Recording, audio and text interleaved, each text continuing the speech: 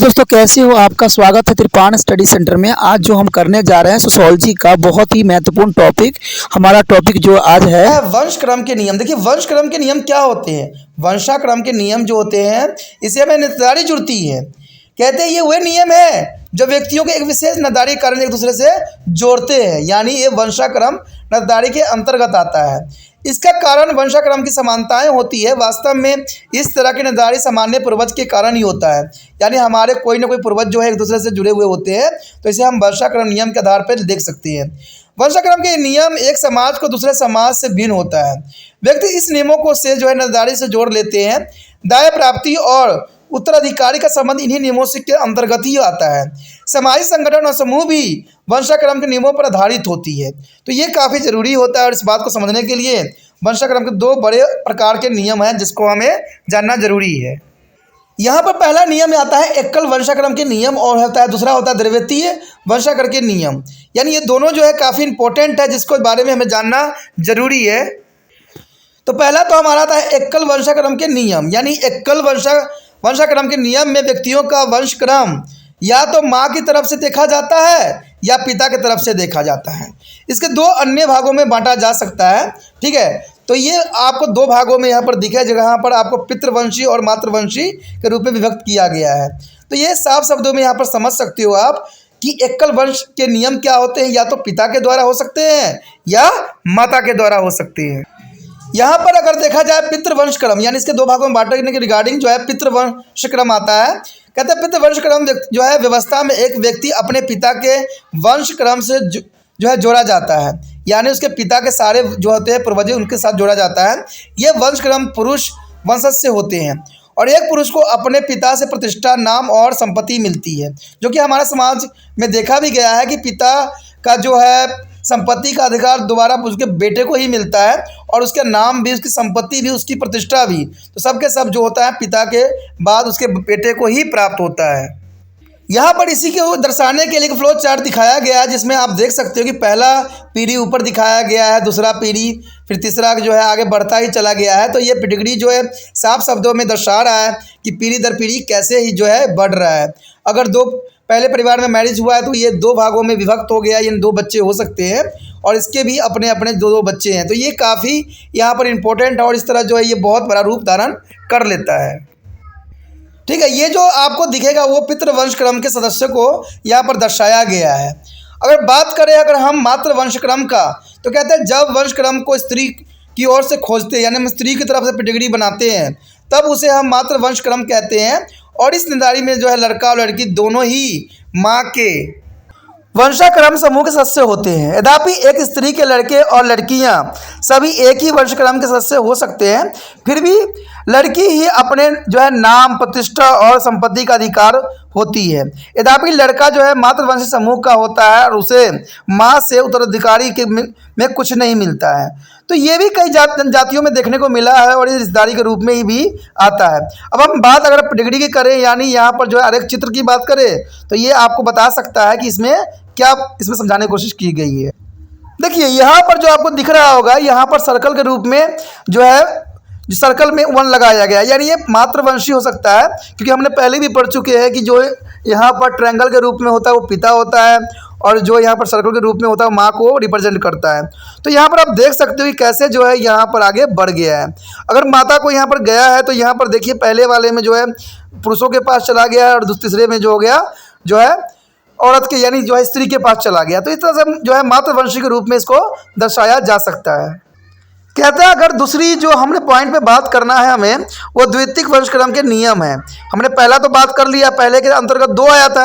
अब यहाँ पर जो है द्वितीय वंशक्रम के नियम, कहते हैं कई समाजों में पिता और माता दोनों की ओर के नातेदारों को सामान्य महत्व दिया जाता है, जो जरूरी भी है। कहते हैं चाहे पिता का हो या माता का हो, ठीक है, वंशज के, उनको दोनों नातेदारों को जो है सामान्य महत्व देना चाहिए। संपत्ति के अधिकार पिता और माता दोनों की ओर से सामान्य ही होता है।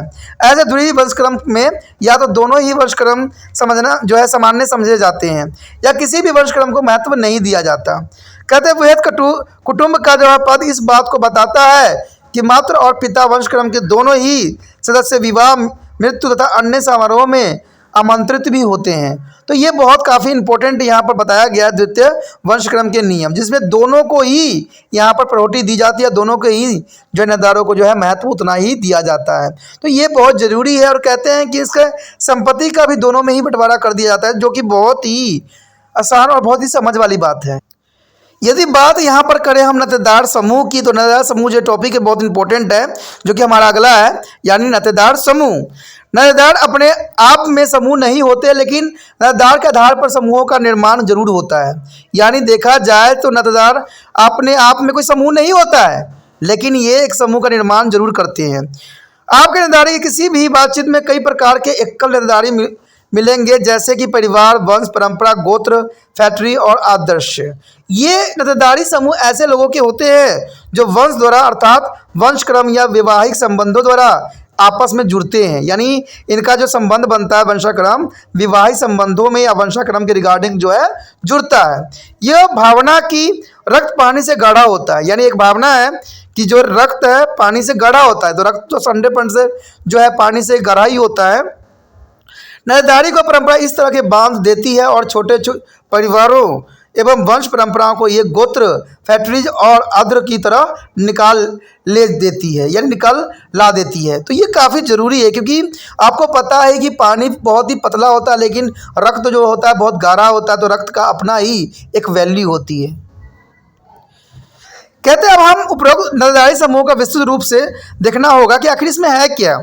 आप सभी अभी तक जो है ये जान गए होंगे कि परिवार सबसे छोटा नातेदारी समूह है, यानी परिवार जो है बहुत छोटा नातेदारी समूह है। बुनियादी रूप से यह समूह व्यक्ति, उसके पत्नी और उसके जो है अविवाहित बच्चों से ही बना है, जबकि आदमी और उसकी पत्नी विवाह से जुड़े हुए होते हैं। बच्चे और उनके माता पिता वंशाक्रम के रक्त संबंधों से बंधे हुए होते हैं। बच्चों के आपसी संबंध ऐसे होते हैं जो भाई बहनों की नातेदारी की श्रृंखला से बंधे हुए रहते हैं, और वह सामान्य वंशक्रम या रक्त से जुड़े हुए सदैव रहते हैं। तो ये बहुत काफ़ी इंपॉर्टेंट बात रहता है कि पति पत्नी विवाह से जुड़े हुए होते हैं और बच्चे और उसके माता पिता और वंशक्रम के रक्त संबंधों से बंधे हुए होते हैं। कुछ महत्वपूर्ण समूह एकल वंशाक्रम से बंधे हुए होते हैं, जो कि इस प्रकार है। यहाँ पर आता है वंश परंपरा, यानी वंश परंपरा के रिगार्डिंग जो होता है परिवार द्वैतिक होती है, लेकिन वंश परंपरा एकल वंशीय होते हैं, और यह जो है समर रक्त यानी रिश्तेदारों का एक समूह हो सकता है जो अपने वंशक्रम को एक सामान्य पूर्वज या पूर्वजों से जाने जाते हैं। जैसे कि गोत्र में पूर्वज मिथक होते हैं, वैसे ही पूर्वज अतीत में अस्तित्व में रखते हैं। वंश परंपरा एक जो है अंतर समूह होते हैं, यह एकल वर्ती वंश समूह कहलाते हैं, और इसका अर्थ यह हुआ कि वंश परंपरा में वे सभी लोग सम्मिलित होते हैं जो पितृवंशीय होते हैं, यानी पिता के वंश द्वारा जुड़े होते हैं। जो कि हमारा समाज में भी यही देखा गया है कि पितृवंशीय को ही महत्व दिया जाता है। ऐसे वंशक्रमों में पूर्वज को जो है पुरुष की ओर से देखते हैं, और तब वंशक्रम पिता के लड़के की ओर गिनती होती है। यदि वंशक्रम की स्त्री की ओर से खोजा जाता है तब इसे मातृवंशी कहते हैं, यानी पिता के द्वारा खोजे गए सारी जो होते हैं पितृवंशी के रिगार्डिंग होती है। अगर माता के द्वारा वंशक्रम ढूंढा जाता है तो ये मातृवंशी कहलाएगा। मातृवंशी वंश परंपराओं और सदस्यों के संबंध माँ की ओर से समझे जाते हैं। तो ये तो आपको क्लियर हो चुका होगा, जो कि पिता की तरफ से ढूंढे जाते हैं वंशक्रम, तो उसे जो है पितावंशी कहलाता है। यदि माता के द्वारा खोजा जाता है तो मातृवंशी कहलाएगा। कहते हैं अगर एक फैक्ट के रूप में देखा जाए तो वंश परंपरा के सदस्य एक सामान्य आवास में भी सकते हैं, यानी एक सामान्य आवास में भी रह सकते हैं और नहीं भी। संयुक्त परिवार भी वंश परंपरा का दृष्टांत होती है, जहां 3 या 4 पीढ़ियों के लोग एक साथ रहते हैं, यानी यहाँ पर 3 या 4 पीढ़ियों के लोग एक साथ रहते हैं, तो ये संयुक्त परिवार का ही नाम दिया गया है। वंश परंपरा अनिवार्य रूप से एक जो है वही विवाहित समूह हो सकता है। तो ये बहुत ज़रूरी बात है। अगर हम बात इधर करें गोत्र की, तो गोत्र में जो होता है, गोत्र भी एक जो है एकल वंशी वंशक्रम समूह होता है, जिसमें रिश्तेदारों का एक समूह होता है जो कि अपना उद्गम एवं सामान्य पूर्वज के वंशक्रम से मानता है, लेकिन इस क्रम के वंशों को जोड़कर नहीं बताया जा सकता है। सामान्य पूर्वज प्रायः एक मिथकीय साधु या संत हो सकता है, एक हिंदू समाज में पाया भी जाता है, और इस प्रकार का पूर्वज अति प्राकृतिक चरित्र या टोटम की कोई वस्तु होती है, जैसे कि चीता, मछली, सांप इत्यादि। तो ये देखिए, ये अलग बात यहाँ बताने की कोशिश किया जा रहा है कि वंशक्रम जो होता है इसमें क्रम वंशों को जोड़कर नहीं बताया जा सकता है। सामान्य पूर्वज प्राय मिथकीय साधु संत भी होता है। इसमें कोई दो राय नहीं है। हिंदुओं में वंशक्रम के कुछ ऋषियों के साथ भी देखा जाता है, जैसे कि कश्यप, भरद्वाज और गौतम इत्यादि। सच में देखा जाए तो नंदारे में प्रायः कोई अपरिचित व्यक्ति या वस्तु जो दूर अतीत में रहा हो जो है रिश्तेदारों का पूर्वज होता है। मैं आपको पहले ही बता चुका हूँ कि हो सकता है कि सारे के सारे जो हों एक ही पूर्वज से उत्पन्न हुए हों, लेकिन कहते हैं इतना समय काल, इतना समय अवधि बीत गया है कि ये अलग अलग रूपों में विभक्त हो गए हैं। तो इसलिए यहाँ पर भी बताया गया कि हो सकता है कोई कश्यप का हो, भरद्वाज, गौतम, किसी के भी रिश्तेदारों के रूप में इसको देखा जा सकता है। और ये सब अपरिचित व्यक्ति नहीं होते, वो सब परिचित व्यक्ति के रूप में होते हैं। यानी हो सकता है कि ये अतीत में रहा हो और रिश्तेदारी का जो है पूर्वज के अंतर्गत आता हो। कहते हैं गोत्र के सदस्य अपने रिश्तेदारों को एक सामान्य वंशक्रम या रक्त संबंधी समझते हैं। तो इसमें कोई दो राय नहीं है, हम ये बात साफ शब्दों में कह सकते हैं कि हमारा गोत्र एक ही रहा होगा, एक सामान्य वंशक्रम या रक्त संबंधी समझना होगा, क्योंकि ये सच्चाई भी है और इसको हम बदल नहीं सकते। इसी कारण अक्सर गोत्र के लोग आपस में विवाह नहीं करते हैं। दूसरे शब्दों में गोत्र एक ही वही विवाहित रिश्तेदार समूह हो सकते हैं।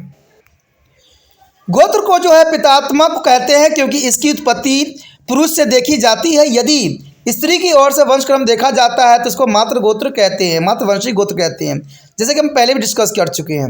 ऐसा कि उत्तर पूर्वी खासी और गोरो जनजाति में होता है। अंग्रेजी शब्द क्लान का अर्थ जो है हिंदी में गोत्र से होता है। जब विवाह के बाद जो बातचीत होती है तब गोत्र पर विचार किया जाता है। बहुत स्पष्ट है कि एक ही गोत्र के लोगों में विवाह नहीं होता है। अगर फैक्ट्री देखा जाए तो फैक्ट्री एक जो है